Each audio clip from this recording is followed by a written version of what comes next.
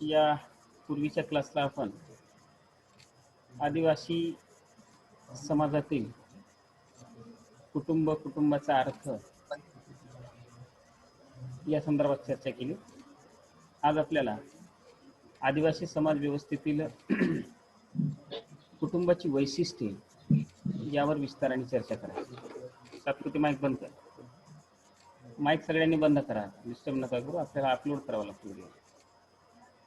त्यानंतर आपण सुरुवातीला पाहिलं की आदिवासी समाजातील कुटुंबाच्या संदर्भात थोडीशी प्रस्तावना पाहिली. कुटुंब कशाला म्हणायचं या संदर्भातही आपण चर्चा केली. कुटुंबाचा अर्थ आपण पाहिला. आज आपल्याला पाहायचा अभ्यासायचा आहे ते कुटुंबाची वैशिष्ट्ये. कुटुंबाच्या वैशिष्ट्यांच्या संदर्भातही आपण थोडीशी चर्चा केली होती. त्यातला पहिला मुद्दा आपण अभ्यासला होता. आदिवासी समाज व्यवस्थेतील जी काही कुटुंबाची व्यवस्था आहे या कुटुंबाच्या व्यवस्थेच्या संदर्भात चर्चा करत असताना पहिलं वैशिष्ट्य आपण जे पाहिलं होतं ते कुटुंबाची अस्थिरता नावाचं. थोडंसं आपण त्याला रिपीट करू आणि त्यानंतर आपण परत पुढचे जे मुद्दे राहिलेले आहेत शिल्लक त्यावर चर्चा करू. आदिवासी समाज व्यवस्थेतील कुटुंब संस्थेचा विचार करत असताना आपण कुटुंबाची अस्थिरता या मुद्द्यावर चर्चा करत होतो. कुटुंब म्हणजे काय हेही आपण यापूर्वी पाहिलेलं आहे. त्या संदर्भात वेगवेगळ्या विचारवंतांनी जी व्याख्या केलेल्या आहेत त्याचाही आपण परामर्श घेतलेला आहे. विवाह हा रक्तसंबंध दत्तक विधानाद्वारे एकत्रित झालेल्या व्यक्तींचा समुच्चय होय.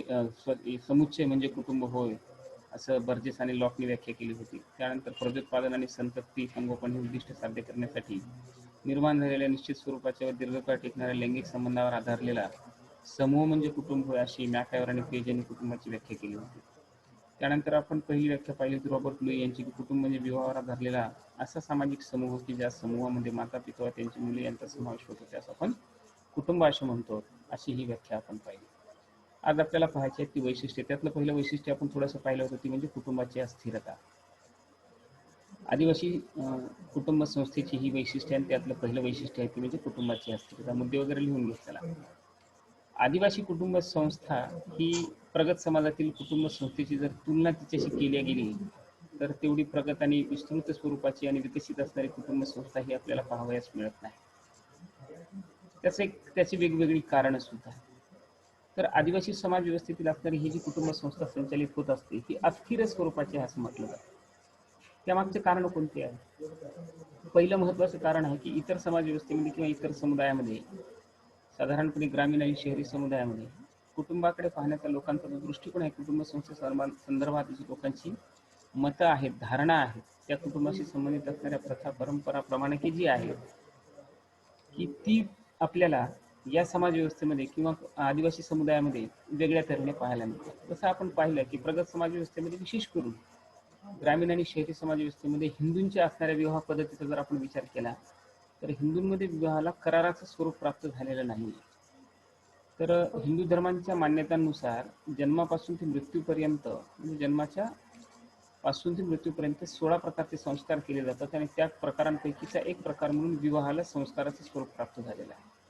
आणि म्हणून एक विवाहाची पद्धती ही सुद्धा हिंदूंमध्ये श्रेष्ठ यासाठी मानण्यात आलेली आहे. आणि म्हणून साधारणपणे विवाह हा संस्काराचा घटक असल्या कारणाने विवाहाला धार्मिक मान्यता प्राप्त झाल्या कारणाने एकदा एका व्यक्तीचा एका स्त्रीसोबत किंवा एका स्त्रीचा एका पुरुषासोबत विवाह झाल्यानंतर त्यांच्यामध्ये घटस्फोट होऊ नये आणि घटस्फोटास मान्यताही नसते.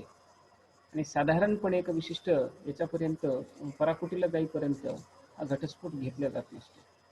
हिंदू कायद्यानुसार सुद्धा अलीकडील कालखंडात घटस्फोटास मान्यता आहे पण ती कंडिशनली आहे.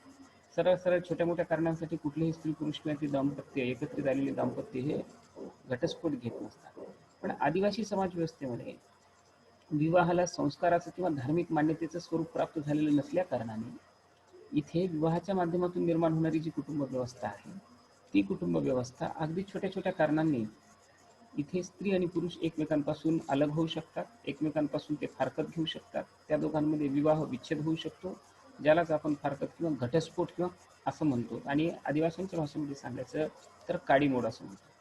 तर ही आदिवासी समाज व्यवस्थेमध्ये कुटुंब संरचनेमध्ये घटस्फोटाची जी परिस्थिती आहे अगदी छोट्या छोट्या कारणांनी सुद्धा स्त्री पुरुष हे एकमेकांपासून अलग होतात, विलग होतात आणि हे अलग झाल्यानंतर पुनर्विवाहाची सुद्धा मान्यता ही स्त्रीला आणि पुरुषांना तिथे आदिवासी समाज व्यवस्थेमध्ये आहे. आणि म्हणून अगदी छोट्या छोट्या कारणांनी, अगदी छोट्या छोट्या गोष्टींसाठी आदिवासी समाज व्यवस्थेमध्ये स्त्री पुरुष हे एकमेकांपासून दूर जातात आणि म्हणून तेथील जी काही कुटुंब संस्था आहे ही अस्थिर झालेली आपल्याला पाहायला मिळते. कारण का, आता अनेकदा आपण पाहतो की छोट्या छोट्या कारणांसाठी घटस्फोटाचं प्रमाण हे आदिवासी समाजांमध्ये वाढलेलं आपल्याला पाहायला मिळतं. अनेकदा आपण पाहतो की इथे आदिवासी लोक हे विवाह संस्थेकडे करारात्मक स्वरूपातून पाहत असतात आणि म्हणून करारात्मक स्वरूपाची विवाह पद्धती तिथे अस्तित्वात असल्या कारणाने किंवा विवाहाला ज्या इतर धर्मियांमध्ये, विशेष करून हिंदूंमध्ये जेवढ्या मोठ्या प्रमाणामध्ये महत्त्व प्राप्त झालेलं आहे, तशा प्रकारचं कुठलंही वेगळं महत्त्व आदिवासी समाज व्यवस्थेमध्ये विवाह पद्धतीला प्राप्त झालेलं नाही. आणि याचा परिणाम म्हणून आदिवासींच्या विवाह पद्धतीमध्ये ही जी काही कुटुंबाची पद्धती आहे किंवा कुटुंब व्यवस्था आहे, की ह्या विवाह पद्धतीमुळे अस्थिर बनलेली आहे. छोट्या छोट्या कारणांनी विवाह विच्छेदास मान्यता दिली जाते आणि साधारणपणे आपण पाहतो की प्रगत समाजामध्ये सुद्धा घटस्फोट घ्यायचा असेल तर कायद्यात्मक मान्यतेने घेणं अधिक सुकर मानलं जातं. पण आदिवासींच्या असणाऱ्या विवाह व्यवस्थेमध्ये स्त्री पुरुषांना एकमेकांपासून जर वेगळं व्हायचं असेल, त्यांना एकमेकांपासून जर घटस्फोट घ्यायचा असेल, त्या दोघांमध्ये विवाह विच्छेद जर करून घ्यायचा असेल, तर यासाठी त्यांना कुठेही न्यायालयात किंवा कोर्टामध्ये जाण्याची गरज नसते. तर त्यांना सरळ सरळ जी काही जमात पंचायत असते, ती जमात पंचायतीचे लोक असतात किंवा अनेकदा जमात पंचायतीच्या लोकांना न बोलता सुद्धा काय केलं जातं, तर कुटुंबातील असणारे जे कोणी सदस्य असतील, कुटुंबातील असणारे जे कोणी लोक असतील, ह्या दोन्ही कुटुंबातील जे काही नातेवाईक असतील ते एकत्रित येतात आणि परस्पर सामंजस्याने ते एकमेकांपासून विलग होतात. आणि ही करत असताना काही जमातींमध्ये एक विशिष्ट प्रथा आहे. केरसुरी वगैरे तुम्हाला माहिती असेल, झाडू वगैरे, ती झाडूची एक काडी घेतली जाते आणि ती काडी जी असते ती अशी काडी, लांब काडी धरली जाते आणि ज्यावेळेस घटस्फोट झाला असं सगळ्यांच्या समक्ष जाहीर करत असते, त्यावेळेस ती काडी घेऊन काडी तोडली जाते आणि दोन्ही वेगवेगळ्या दिशेने त्या काड्या, अगदी उलट दिशेने काड्या टाकल्या जातात. आणि याचा अर्थ असा होतो की ही जी एक काडी म्हणजे हे दोन दाम्पत्य एकत्रित होते, ते आजपासून दोघंही वेगवेगळे स्वतंत्र झालेले आहेत. ती काडी मोडली जाते आणि दोघांचंही जीवन स्वतंत्र झालेलं आहे. त्याला काडी मोड असं म्हणतात. तर ह्या ज्या काही प्रथा आहेत, या आदिवासी जमातींमध्ये अशा प्रकारच्या विवाहाच्या संबंधात आपल्याला पाहायला मिळतात. आणि या एका कारणामुळे किंवा अशा कारणांमुळे, अगदी सहज कारणांमुळे तिथे कुटुंब अस्थिर बनते, म्हणजे विवाह विच्छेद होतो आणि याच्यातून कुटुंबाची अस्थिरता उदयास येते. याचे परिणाम जन्माला आलेल्या अपत्यांवर किंवा त्यांच्या संगोपनावर होताना आपल्याला पाहायला मिळतो. अनेकदा अनेक आदिवासी जमातींमध्ये एखाद्या स्त्रीचा जर पुनर्विवाह होत असेल, तर तिच्या पहिल्या पतीपासून जन्माला आलेल्या बालकांसह तो पुरुष त्या स्त्रीला स्वीकारत असतो. किंवा अनेकदा एखादी स्त्री जर एखाद्या पुरुषासोबत विवाह करत असेल आणि त्याच्याकडे जर त्याच्या पहिल्या पत्नीपासून जन्माला आलेली जर बालकं असतील, तर त्या बालकांसह ती स्त्री त्या पुरुषाला स्वीकारत असते. तर ह्या सगळ्या काही गोष्टी आहेत त्या आदिवासी समाज व्यवस्थेमध्ये आपल्याला अस्तित्वात असलेल्या दिसतात. तरी सुद्धा पण त्या मुलांच्या पालनपोषणाचा, संगोपनाचा प्रश्न हा निर्माण होत असतो. म्हणून आदिवासी स्त्री कुटुंब संस्था ही अस्थिर असलेली आहे, पहिलं महत्त्वाचं वैशिष्ट्य असं आपल्याला सांगता येतं. त्यानंतर आहे स्त्री पुरुषांमधील श्रमविभाजन. आदिवासी समाज व्यवस्थेतील स्त्री पुरुषांच्या श्रमविभाजनाचा जर आपण विचार केला, तर इतर प्रगत समाजांच्या किंवा बाकी समाजांच्या बाबतीमध्ये जर आपण पाहिलं, तर आदिवासी समाजातील स्त्रिया ह्या इतर समाजातील असलेल्या स्त्रियांपेक्षा शारीरिकदृष्ट्या अधिक सक्षम असलेल्या आपल्याला पाहायला मिळतात. त्यामागचं महत्त्वाचं कारण असं आहे की त्यांच्या वाट्याला आलेली जी काही जीवन जगण्याची पद्धती असते किंवा त्यांच्या वाट्याला आलेले जे काही भटकेपणाचं जीवन आहे, दऱ्या डोंगरांमध्ये ते राहतात, अविकसित भागांमध्ये ते राहतात आणि मागासलेल्या अवस्थेमध्ये ते जीवन जगतात. त्यामुळं त्यांना शारीरिक श्रम करूनच आपला जीवन व्यवहार चालावा लागतो. आणि हे सगळं करत असताना आपण पाहतो की आदिवासी समाज व्यवस्थेमध्ये अनेक आदिवासींमध्ये अनेक स्त्रिया ह्या पुरुषांच्या खांद्याला खांदा लावून काम करताना आपल्याला पाहायला मिळतात. परंतु असं जरी असतं तरी स्त्री आणि पुरुषांच्या कामाचं विभाजन हे आदिवासी समाज व्यवस्थेमध्ये आपल्याला पाहायला मिळतं. ते कशा स्वरूपाचं असतं, तर साधारणपणे आपण पाहतो की अनेकदा अनेक आर्थिक क्रियांमध्ये आदिवासी समाजातील स्त्रिया हे पुरुषांच्या खांद्याला खांदा लावून त्यांना मदत करण्याचं काम करताना आपल्याला पाहायला मिळतं. सामान्यतः जर आपण पाहिलं की स्त्री पुरुषांमधील जे काही श्रम विभाजन आहे, हे अगदी अवघड असणारी, किचकट असणारी, अतिशय शारीरिक श्रमाची असणारी जी कामं असतात, हे पुरुष करत असतात. आणि मग छोटी छोटी आणि सोपी कामं असतील, जसे की कंदमुळे गोळा करणे असेल, फळे गोळा करणं असेल, मोहाची फुलं गोळा करणं असेल, तेंदूपत्ता गोळा करणं असेल, बांबू कटाईचं काम पुरुष करतात आणि कटाई केलेला बांबू जे आहे ते संकलित करण्याचं काम असेल, तर अशी कामं ही स्त्रिया करत असतात. शिकारीला पुरुष जर गेलेला असेल तर घरातील सर्व कामं करण्याचं काम असेल, तर अशी कामं ही स्त्रिया करत असतात. आणि अशा प्रकारचं जे श्रम विभाजन आहे ते आदिवासी समाजातील स्त्री आणि पुरुषांमध्ये आपल्याला पाहायला मिळतं. म्हणजे काय, तर शारीरिक कष्टाची, अधिक जोखमीची, अधिक त्रासदायक असणारी, श्रमदायक असणारी आणि किचकट असणारी जी कामं असतात ती साधारणपणे अनेकदा पुरुष करत असतात. याचा अर्थ असा नाही की स्त्रिया ह्या अवघड, किचकट आणि शारीरिक श्रमाची कामं करण्यासाठी सक्षम नसतात, पण प्रथा परंपरांचा भाग म्हणून आदिवासी समाज व्यवस्थेमध्ये आपल्याला असं पाहायला मिळतं की अनेक आदिवासी, आता हे पण श्रमविभाजनाची परिस्थिती सुद्धा जमाती परत ही वेगवेगळी आपल्याला पाहायला मिळते. बहुतांश आदिवासी जमातीतील स्त्रिया पुरुषांच्या बरोबर अनेकदा श्रम करताना आपल्याला पाहायला मिळतात. पण काही आदिवासी जमातींमधील स्त्रियांचं जे श्रमविभाजन जे असतं की जी काही कामं असतात की जी कामं पुरुषांच्या व्यतिरिक्त शिल्लक राहिलेली असतात ती कामं स्त्रिया अनेकदा करताना आपल्याला पाहायला मिळतात. आणि साधारणपणे घरची सगळी कामं सांभाळून त्यांना श्रमाची कामं जर करण्याचा प्रसंग आला तर अनेकदा ती कामं त्या स्त्रिया करत असतात, पण ती श्रमाची कामं पुरुषांच्या तुलनेमध्ये अधिक जिकिरीची आणि अधिक कष्टाची नसतात असं आपल्याला सांगता येतं. म्हणून आपण पाहतो की घरकाम करणं असेल, इतर शारीरिक कष्टाची कामं असतील, जे घरातील असतील किंवा इतर बाहेरील असतील, अशा कामांमध्ये सुद्धा स्त्रिया हातभार लावत असतात. पण साधारणपणे सारांश रूपाने जर ह्या मुद्द्याचा जर विचार आपण केला तर स्त्री पुरुषातील जे श्रम विभाजन असतं ते अतिशय कष्टाची, जिकिरीची, त्रासदायक असलेली कामं हे पुरुष करत असतात आणि ही प्रथा तिथं पाहायला मिळते. आणि जी हलक्या स्वरूपाची कामं असतात की जे पुरुषांना सपोर्टेड असतात अशा सगळ्या स्वरूपाची कामं ह्या स्त्रिया करत असतात. आणि अशाच प्रकारचं श्रम विभाजन स्त्री आणि पुरुषांचं आपल्याला झालेलं दिसतं. पण अलीकडील कालखंडात जर आपण प्रगत समाजात पाहिलं तर स्त्रिया ह्या पुरुषांच्या खांद्याला खांदा लावून समान काम समान वेतनाचा आग्रह करून पुरुषांच्या बरोबर कामे करताना दिसतात आपल्याला. त्यामुळं प्रगत समाजातील व्यवस्थेसारखी तशीच व्यवस्था काही आदिवासी जमातींमध्ये आपल्याला असलेली पाहायला मिळते. परंतु काही आदिवासी जमातींमध्ये स्त्रियांकडे शारीरिक श्रमाची कामे न सोपवता हलक्या स्वरूपाची कामे सोपवली जातात. त्यानंतर तिसरा महत्वाचा मुद्दा आहे अविवाहितांचे वियोजन. हा महत्वाचा मुद्दा. आदिवासी समाज व्यवस्थेमध्ये कुटुंबातील आई, वडील आणि मुले यांच्या रक्ताच्या नात्याशिवाय कुठल्याही सदस्यांना सातत्याचा सहवास असणं इतर सदस्यांसोबतही अत्यंत आवश्यक वाटत असतं. कारण सातत्यपूर्ण शारीरिक जो काही संपर्क असतो, प्रत्यक्ष जो संपर्क असतो, या संपर्कातून काय निर्माण होतं तर कुटुंबातील सदस्यांप्रती परस्पर आत्मविश्वास, प्रेम, सहकार्य, जिव्हाळा, आत्मीयता, आपुलकी या सगळ्या गोष्टी एकमेकांच्या प्रत्यक्ष संपर्कात आल्यानंतर अधिक वाढीस लागण्याची शक्यता असते. त्या वृद्धिंगत होण्याची शक्यता ही सर्वाधिक जास्त असते. कुटुंबातील सदस्यांमध्ये एकमेकांच्या सहवासात राहूनच त्यांच्यातील असणारे जे नातेसंबंध आहेत ते अधिक दृढ होण्याची शक्यता असते. परंतु आदिवासी जमातीतील व्यवस्था जर आपण पाहिली तर काही आदिवासी जमातींमध्ये, म्हणजे बहुतांश आदिवासी जमातींमध्ये ही व्यवस्था थोडीशी वेगळी दिसते. याचं कारण असं आहे की प्रत्येक आदिवासी जमातींमध्ये युवागृह नावाची एक संकल्पना अस्तित्वात आहे, ज्याला गोंडांच्या भाषेमध्ये गोटूल असं म्हणतात. तुम्ही पण तुमच्या आसपासच्या गावांमध्ये जिथे आदिवासी पाडे असतील आणि ज्या गावात आदिवासी लोकांची संख्या सर्वाधिक जास्त असेल तेथील असणाऱ्या व्यवस्थेमध्ये तुम्ही ह्या सगळ्या गोष्टी पाहू शकता. आणि तेथील असणाऱ्या व्यवस्थेचा जर आपण विचार केला तर त्या गावांमध्ये, खेड्यांमध्ये एक गोटूल असतं ज्याला आपण युवागृह असं म्हणतो. गावाच्या मध्यभागी असतं.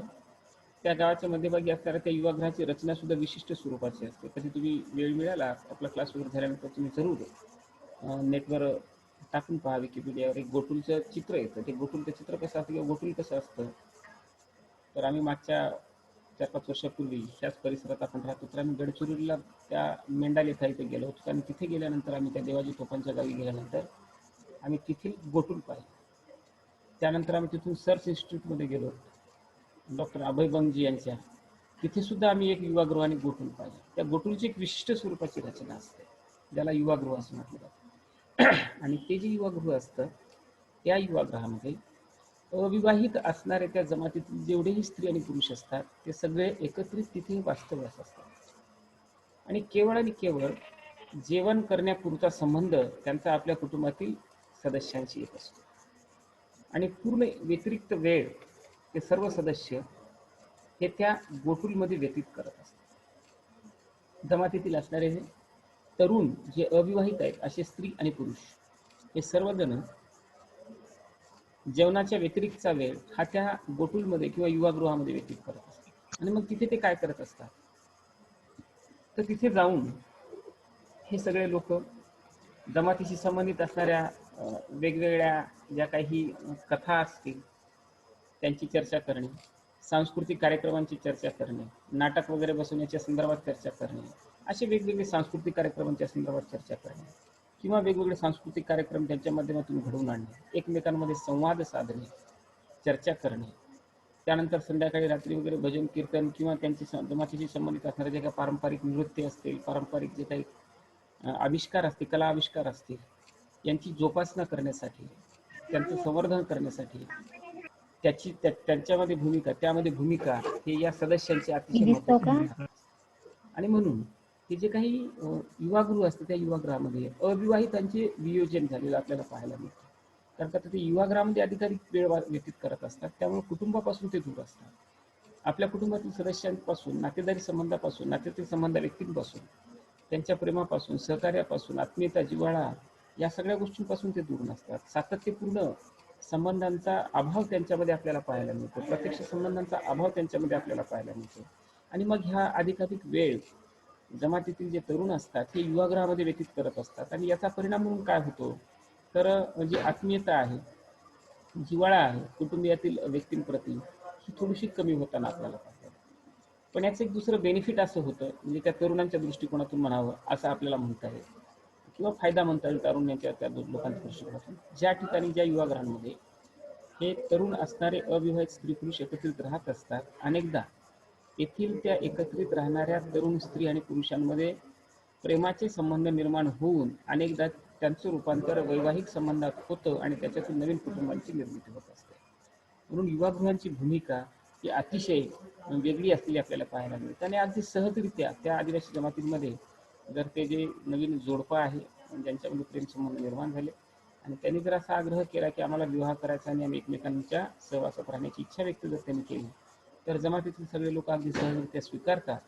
प्रगत समाजामध्ये किंवा आपण ग्रामीण भागामध्ये बघतो की तरुण असणाऱ्या स्त्री आणि पुरुषांनी जर प्रेम संबंध आहे त्यांच्याने आम्हाला लग्न करायचं असं घरी जर सांगण्याचा प्रयत्न केला आणि लव्ह मॅरेज करण्याचा प्रयत्न जर केला, तर बहुतांश ठिकाणी आजही आपण आपल्या मानसिकता, समाजातील मानसिकता जर पाहिली, चर्चा केली, तर पाहतो की अनेक ठिकाणी सैराट सारख्या घटना घडून येतात.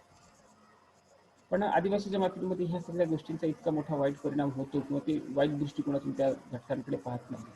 तर अगदी सहजरित्या युवागृहामध्ये जर प्रेम संबंध जुळले, एकमेकांना जाणून त्यांनी घेतलं आणि त्यांचे संबंध जुळले आणि त्यांचा विचार जर पक्का झाला, तर त्यांचा विवाह थाटामाटा सगळ्या जमातीतील सगळे लोक, दोन्ही कुटुंबातील सगळे लोक अतिशय आनंदाने लावून देतात. म्हणून हे अविवाहितांचे जे वियोजन आहे हे आदिवासी कुटुंबाचा एक अविभाज्य भाग आहे. आपल्याकडे अशी परिस्थिती नाही, प्रगत समाजामध्ये ही परिस्थिती नाही. तारुण्याच्या अवस्थेत असताना मुलीला 7च्या आत घरात हा नियम लागू होतो. मुलांच्या बाबतीमध्ये एवढा कडक जरी नसला तरी आई वडील मुलांवर सुद्धा लक्ष अलीकडील काळात ठेवताना आपल्याला पाहायला दिसतात. पण आदिवासी समाज व्यवस्थेमध्ये अविवाहित असणाऱ्या स्त्री पुरुषांना कुटुंबाच्या बाहेर जास्तीत जास्त वेळ व्यतीत करण्यासाठी, बाहेर कुटुंबाच्या म्हणण्यापेक्षा युवागृहांमध्ये जास्तीत जास्त वेळ व्यतीत करण्यासाठी बाध्य केलं जातं. म्हणून अविवाहितांचे वियोजन हा सुद्धा एक या कुटुंब व्यवस्थेचा एक महत्त्वाचा भाग आहे असं आपल्याला सांगता येतं. त्यानंतर आहे दत्तक घेण्याची प्रथा, हा पुढचा मुद्दा आहे. आदिवासी जमातीमध्ये कुटुंबामध्ये मुलांना दत्तक घेण्याची प्रथा ही अस्तित्वात आहे. आता भारतामध्ये सुद्धा आपल्याला माहित आहे की विशेष करून हिंदूंसाठी 1956चा एक दत्तक विधान कायदा अस्तित्वात आहे आणि त्या कायद्याअंतर्गत काही विशिष्ट अटी आहेत. त्या विशिष्ट अटी अंतर्गत महिला आणि बाल कल्याण विभागाच्या मार्फत या कायद्याचे पूर्तता केली जाते किंवा अंमलबजावणी होत असते. तर या कायद्यामध्ये अट अशी आहे की अनाथ असेल किंवा एखाद्या दाम्पत्यानं मुलगा नसेल, त्यांना मूल हवं असेल, तर कायद्यात्मक प्रोसेस किंवा कायद्यात्मक प्रक्रिया सगळी पार पाडून एखाद्या मुलाला दत्तक घेता येते. आदिवासी जमातींमध्ये कायद्याचं प्राबल्य एवढं मोठ्या प्रमाणात पाहायला मिळतं. जमातीशी संबंधित असणाऱ्या ज्या काही प्रथा परंपरा आहेत हेच त्यांचे कायदे आहेत. जमात पंचायत हेच त्यांचं सुप्रीम कोर्ट आहे किंवा सर्वोच्च न्यायालय आहे. जमात पंचायतीचा जमात प्रमुख हाच त्यांच्या सर्वोच्च न्यायालयाचा सरन्यायाधीश आहे. जमात पंचायत हेच त्या आदिवासी जमातींच्या व्यवस्थेमध्ये कार्यकारी मंडळ, कायदे मंडळ आणि न्यायमंडळ म्हणून आपली भूमिका पार पाडत असते. आणि बहुतांशपणे आजही आपण पाहतो की स्वातंत्र्याच्या 70 वर्षानंतर सुद्धा भारतातील बहुतांश आदिवासी जमातीमध्ये जमात पंचायतीचा प्रभाव हा सर्वाधिक जास्त असतो. जमात पंचायतीने दिलेला निर्णय जमातीतील प्रत्येक सदस्यांसाठी शिरोधार्य असतो आणि तो प्रत्येक सदस्य जमातीचा निर्णय, जमात पंचायतीचा मिळालेला निर्णय हा शिरसावंद मानून त्या जमात पंचायतीच्या निर्णयाची तंतोतंत पालन करण्याचा प्रयत्न तो करत असतो. आणि ही बाब आदिवासी व्यवस्थेमध्ये आपल्याला आजही तेवढ्याच मोठ्या प्रमाणात पाहायला मिळते. पण ही दत्तक घेण्याची जी प्रथा आहे, त्या दत्तक घेण्याच्या प्रथेच्या संदर्भात सुद्धा जमात पंचायतीने बनवलेले जे नियम आहेत त्यांचंच पालन हे लोक करत असतात. आणि बहुतांश आदिवासी जमातीमध्ये दत्तक घेण्याची प्रथा अस्तित्वात आहे. काही आदिवासी जमाती तर अशा आहेत की ज्यांच्याकडे अधिक पहिली मुलं असताना सुद्धा प्रथेचा आणि परंपरेचा भाग म्हणून मुलांना दत्तक घेण्याची प्रथा अस्तित्वात आलेली पाहायला मिळते. याच्यावर चर्चा थोडीशी करू. पण ही दत्तक घेण्याची प्रथा आपण पाहिली आदिवासी जमातीमध्ये तर कशी असते, तर त्यांच्याकडे मूल नसेल असे मूल लोक दत्तक घेतात. काही काही आदिवासी जमातीमध्ये तर दत्तक घेण्याची प्रथा अशी आहे की मूल जन्माला येण्याच्या अगोदरच त्या मुलाचं म्हणजे दत्तक घेण्याची जी काही निश्चिती आहे ती निश्चिती केली जाते आणि मग ते मूल जन्माला आल्याबरोबर ज्यांना दत्तक दिल्या गेलेलं आहे त्यांना ते दत्तक दिलं जातं आणि ते स्वीकारत असतात. आणि अगदी त्या थोड्या वयामध्ये त्या मुलांना जन्मल्यानंतर मोठेपणानंतर माहीतही नसतं की मी कोणाच्या पोटी जन्माला आलेला आहे आणि माझे खरे आई वडील कोण आहे. आणि मग ज्या मुलाला दत्तक घेतलं जातं त्या मुलाचे जे आई वडील असतात ते बदलत असतात. त्याला दुसऱ्या ज्यांनी दत्तक घेतलं त्यांचं नाव लागत असतं. दत्तक विधान कायद्यामध्ये सुद्धा ही तरतूद आहे. त्यांच्या संपत्तीचा वारस तो बनत असतो. त्यांच्या सगळ्या घटकांची पूर्तता करण्याची जबाबदारी त्याच्यावर असते मोठेपणी, किंवा तो एक कुटुंबाचा त्यांच्या रक्ताचा सदस्य जसा असतो त्याप्रमाणे तो सदस्य त्यांचा बनलेला असतो. तर ही जी काही दत्तक घेण्याची प्रथा इथे आहे, आपल्याला प्रगत समाजामध्ये पुत्र दत्तक घेण्याची प्रथा, जर एखाद्या दाम्पत्याला मुलगा किंवा मुलगी नसेल तरच दत्तक म्हणून घेतलं जातं. पण आदिवासी समाजामध्ये अशी व्यवस्था नाही. तर आदिवासी समाज व्यवस्थेमध्ये ही दत्तक घेण्याची प्रथा काही आदिवासी जमातींमध्ये आपल्या भाषेमध्ये सांगायचं म्हणजे एक शौक म्हणून किंवा फॅशन म्हणून स्वीकारलेली आपल्याला पाहायला मिळते. जसं उदाहरण दिलं की एक पॅसिफिक महासागरातील मुरे बेटावरील काही आदिवासी लोक आहेत की जी आदिवासी लोक काहीही कारण नसताना म्हणजे काय की ज्यांच्या घरी ऑलरेडी मुलं आहेत, जन्माला आलेली मुलं आहेत, हे कारण नसताना सुद्धा ती लोक काय करत असतात, मुलांना दत्तक घेत असतात. आणि असं दत्तक घेणं हे काय आहे, तर एक फॅशन म्हणून किंवा एक प्रथेचा भाग म्हणून म्हणा किंवा परंपरेचा भाग म्हणून, फॅशन म्हणण्यापेक्षा प्रथा आणि परंपरेचा भाग म्हणून ती लोक अशा नियमांची अंमलबजावणी करताना किंवा अशा प्रथांचं पालन करताना आपल्याला दिसतात. अनेकदा अनेक ज्या काही प्रथा असतात आदिवासी समाज व्यवस्थेमध्ये त्या प्रथांचं तंतोतंत पालन करणं यामध्ये सगळे आदिवासी लोक हे धन्यता मानत असतात. म्हणून आदिवासी समाजाचा एक महत्त्वाचा भाग आहे असं आपण त्याला म्हणू शकतो. त्यानंतर एक शेवटचा मुद्दा आहे तो म्हणजे स्त्री पुरुषांचे विलगीकरण. बहुतांश आदिवासी जमातीमध्ये स्त्री पुरुषांचं काही काळासाठी विलगीकरण झालेलं आपल्याला पाहायला मिळतं. याचं एक छोटंसं उदाहरण आपल्याला माहित आहे की बहुतांश आदिवासी जमातींमध्ये स्त्रियांच्या विलगीकरणाच्या संदर्भात एक महत्त्वाचा भाग आहे, ज्याच्या संदर्भात तुम्हाला सगळ्यांना अनेकदा माहिती झालं की किंवा तुम्ही चर्चा ऐकली असेल की काही आदिवासी जमातीमध्ये गावठी सभा जिथे यांची वस्ती असते त्या वस्तीच्या बाहेर एक झोपडी वगैरे बनवलेली असते आणि ह्या झोपडीमध्ये स्त्रियांचा जो मासिक धर्म असतो त्या मासिक धर्माच्या कालखंडात त्या स्त्रियांना 4 दिवस 5 दिवस जे काही त्यांचा त्या मासिक धर्माचा कालखंड असेल, मासिक पाळीचा कालखंड असेल, त्या कालखंडात त्या स्त्रियांना कुटुंबापासून अलग ठेवलं जातं. आणि ह्या प्रथा काही आदिवासी जमातींमध्ये अस्तित्वात आहेत. विशेष करून गडचिरोलीतील गोंडांमध्ये ही प्रथा अस्तित्वात असलेली आपल्याला पाहायला मिळते. त्यानंतर काही आदिवासी जमातींमध्ये थोड्या काळासाठी स्त्री आणि पुरुष एकमेकांपासून विलग झालेले आपल्याला पाहायला मिळतात. पुरुष आणि स्त्रिया एकमेकांच्या सहवासात न राहता त्या एकमेकांच्या सहवासात न राहता आपापल्या स्वतंत्र मंडळात ते राहतात. आता हे कशासाठी, तर अनेकदा पाहतो आपण की काही सार्वजनिक कार्यक्रमांमध्ये सुद्धा त्यांना एकमेकांपासून दूर ठेवलं जातं. एक उदाहरण इथे दिलेलं आहे की मॅलेशिया बेटावरील काही आदिवासी जमाती आहेत ज्या जमातीमध्ये पुरुष मंडळात राहणं हे पुरुषांना भूषणावं वाटत असतं. म्हणजे आपलं कुटुंब सोडून, पत्नी सोडून, इतर कुटुंबातील नातेवाईक सोडून हे सगळी लोक पुरुष मंडळात राहतात आणि स्त्रिया ह्या आपल्या घरी राहतात. त्यानंतर ऑस्ट्रेलिया खंडातील कित्येक आदिवासी जमाती अशा आहेत की ज्या पुरुषांच्या धार्मिक समारंभामध्ये अनेकदा अनेक स्त्रियांना समावेश केलं जात नाही किंवा त्यांना प्रवेश निषिद्ध मानला जातो आणि ही निषेधाची पद्धत म्हणून ती स्वीकारली जात असते, टॅबूज ज्याला आपण म्हणतो. आणि ही त्या अशा असणारी जे पुरुष मंडळात राहणारे जे सदस्य असतात ते काय करत असतात, तर ते केवळ आणि केवळ जेवणासाठी आपल्या घरी येत राहतात आणि बाकीचा इतर जो वेळ आहे तो आपल्या कुटुंबियांना सोडून त्या पुरुष मंडळामध्ये व्यतीत करत असतात. आणि त्या मंडळातील असणारे जे कोणी सदस्य असतील, पुरुष असतील, त्या पुरुषांसोबत ते चर्चा करणे, अंतर्क्रिया करणे, वेगवेगळ्या गोष्टींच्या बाबतीमध्ये संवाद साधणे, ह्या सगळ्या गोष्टी ते करत असतात. आणि मग सार्वजनिक जे काही इमारती असतात त्या त्यांच्या ज्या काही पुरुष मंडळाने तयार केलेल्या अशाच ठिकाणी ते जीवन व्यतीत करत असतात. जसं मी तुम्हाला सांगितलं की काही आदिवासी जमातींमध्ये काही काळासाठी स्त्रिया त्या पुरुषांपासून दूर राहतात, तर काही आदिवासी जमातींमध्ये पुरुष हे स्त्रियांपासून दूर राहतात, कुटुंब सोडून राहतात. तर अशा प्रकारची जी काही विलगीकरणाची परिस्थिती आहे कुटुंब व्यवस्थेसाठी अनेकदा घातकही ठरू शकत असते.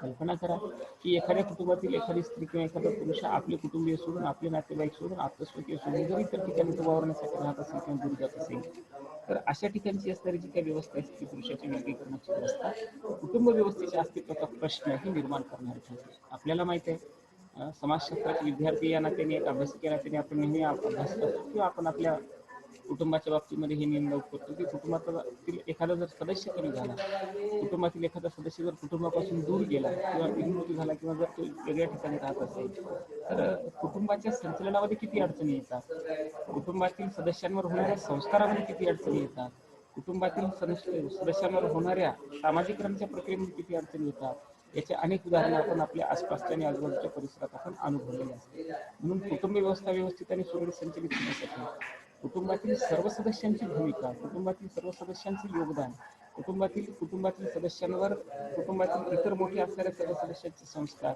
हे अत्यंत महत्त्वपूर्ण ठरत असतात. म्हणून स्त्री पुरुषांचे विलगीकरण हे कुटुंब व्यवस्थेच्या सक्षमीकरणासाठी घातक ठरतं. ती बाब आदिवासी कुटुंब व्यवस्थेत आपल्याला पाहायला मिळते. प्रगत समाजात आणि ग्रामीण भागातील समाज व्यवस्थेमध्ये स्त्रियांच्या मासिक धर्माच्या संदर्भात जी बाब आपण म्हटली, तर अनेक कुटुंबांमध्ये ही पारंपरिकता जोपासली जाते की मासिक धर्म जर असेल तर तिला विलग ठेवणं म्हणजे अलग ठेवलं जातं, पण पूर्णतः तिला कुटुंब सोडून दुसऱ्या कधीतरी ठिकाणी ठेवणं, 4 दिवस ठेवणं हा भाग दिसत नाही. पण महाराष्ट्रातील आदिवासी जमातीमध्ये विशेष करून चंद्रपूर आणि गडचिरोलीमधील काही आदिवासी जमातीमध्ये जिथं प्युअर नाही आदिवासी पाडे आहेत, अशा ठिकाणी 4 दिवस मासिक धर्माच्या काळात त्या स्त्रीला घरातील लोक हे डबा वगैरे नेऊन देतात, खाण्याचं ताट वगैरे नेऊन देतात आणि ती स्त्री 4 दिवस तिथे राहत असते मासिक धर्माच्या काळात. आता त्यांच्या त्या वेगवेगळ्या प्रथा आहेत, त्या संबंधितल्या त्यांच्या जो काही परंपरावादी दृष्टिकोन आहे त्या दृष्टिकोनाचा तो भाग आपल्याला दिसतो. ठीक आहे, 4 दिवसासाठी एक आपण मान्यही करणार, प्रत्येक प्रथा परंपरेचा भाग त्यांनी स्वीकारलेला, पण वास्तविकदृष्ट्या तसं स्वीकारणं, तो स्त्रियांना तशा स्थितीला सामोरं जाणं हे नैसर्गिक धर्म यांच्या एक जीवनाचा एक दैनंदिन पार्ट आहे. पण एवढी वैचारिक प्रगल्भता आदिवासींच्या मध्ये आपल्याला पाहायला मिळत नाही. प्रगत समाजामध्ये सुद्धा अनेकदा हे पाळलं जातं, पण ते घरातील स्त्रीला वेगळं ठेवलं जातं. ठीक आहे, पण पूर्णतः पुरुष आपलं घर सोडून किंवा स्त्रिया सोडून किंवा कुटुंबातील सदस्य सोडून पुरुष मंडळांमध्ये राहायला जाणं, याचा परिणाम मात्र कुटुंबावर अधिक वाईट होताना आपल्याला पाहायला मिळतो. पण हे कुटुंबाचं वैशिष्ट्य आपल्याला आदिवासी कुटुंबाचं वैशिष्ट्य म्हणून अभ्यास करायचं.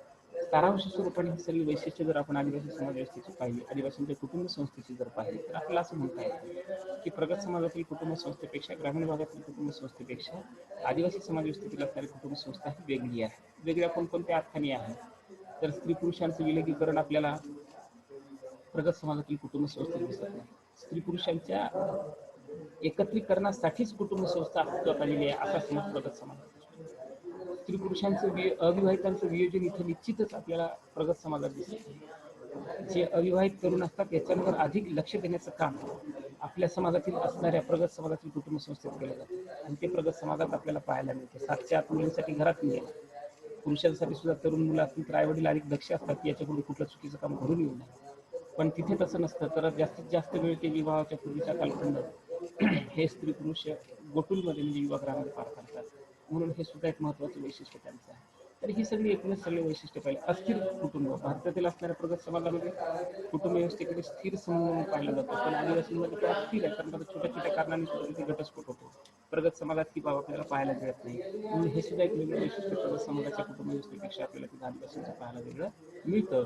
पण अशा सगळ्या वैशिष्ट्यांमुळे आदिवासी समाजातील असणारी कुटुंब संस्था हे स्वतःचं वेगळेपण सिद्ध करते, आणि ह्या वेगळेपणांच्या आधारावरच एवढे सारे वेगळेपण आणि एवढ्या साऱ्या गोष्टी प्रगत समाजाच्या दृष्टिकोनातून नकारात्मक असताना सुद्धा त्या व्यवस्थेने आजही आपलं अस्तित्व तयार करून ठेवलेलं आहे. म्हणून आदिवासी समाज व्यवस्थेची ओळख आजही काय राहिलेली आपल्याला पाहायला मिळते, असंच आपल्याला सांगता येतं. आणि ह्या वैशिष्ट्यांमुळे आदिवासींनी आपली स्वतंत्र ओळख निर्माण केलेली आहे असंही आपल्याला म्हणता येतं. तर इथं हा पाठ शिकवणे संपला. तुम्ही काय करा, कोणाला काही विचारायचं असेल, एक 2-3 मिनिटाचा वेळ आहे, मला विचारायला काही प्रश्न असतील तुमचे. माईक ऑन करा.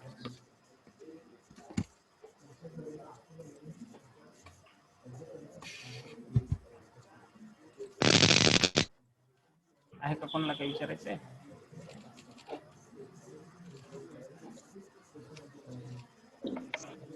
नाही सर. हा, कॅमेरा ऑन करू शकता, चेहरा दाखवू शकता, इच्छा असेल तर.